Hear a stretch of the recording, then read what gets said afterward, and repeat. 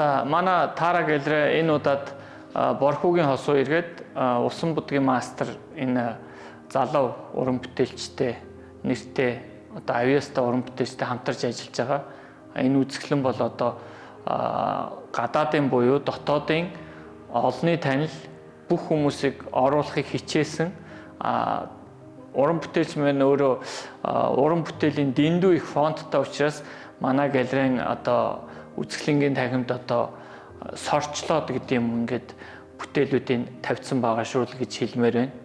Яг одоогийн байдлаар манай үзэсгэлэнгийн танхимд 105 бүтээл дэлгэгдээд тавигдсан байгаа.